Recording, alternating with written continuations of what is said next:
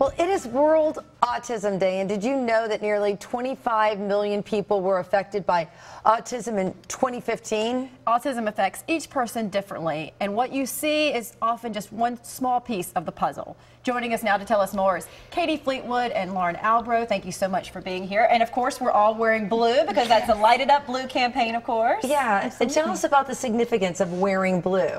Well, blue is a very calming color.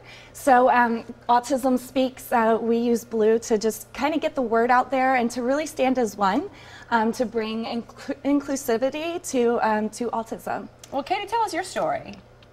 So my nephew has autism, and I was a behavior therapist when I lived in New York, and so I grew up, or I watched him grow up rather, just kind of going from the diagnosis and going through like school and just every day, and you would never know. He's a fun kid. He always loves video games, all that stuff.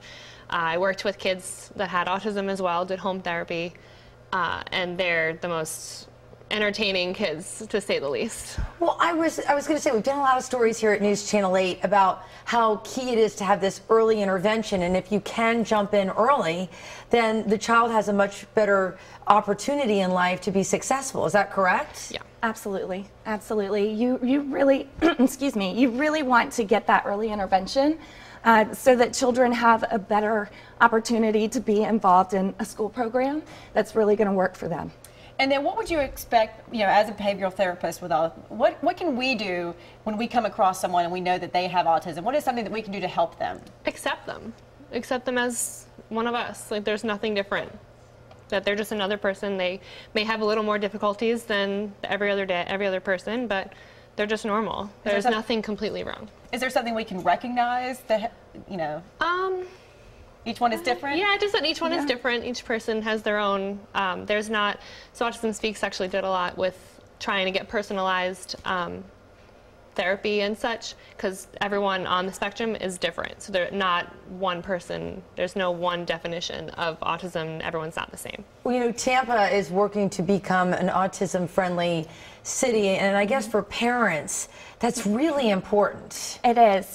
Being able to take your child to Mosey or the Florida Aquarium or any of the wonderful parks. The movie theaters? The movie theaters. Legoland too. Yeah, and Legoland. It's really important to have a safe place for your child to be. Sensory disorders are really tough to deal with. I remember I was at a Lightning game, and they actually brought me a towel to put over my son's ears because it was just too noisy for him in the suite. So, yeah. Oh, wow. It's amazing to see that everyone is understanding now that there are things that we can do. Yeah, and there's even a new park, I understand, that's going to be opening up in the Tampa Bay area so kids can run and play and have fun, and I just think it's something that is the new normal for all of us to understand that we all live together, and as a community, we really need to be there for one another. Yeah. And WFLA is going to be in part of the Autism Walk. Awesome. So that's coming up later this month, right? Yes. April 28th, Saturday at Raymond James Stadium. We really hope to see everyone there. It's always a fun time. People can still sign up? Yeah, people can still sign up. You can create your own teams to get a group of people walking, fundraising. You can even just come out for the day of and bring your family, and it's a great time.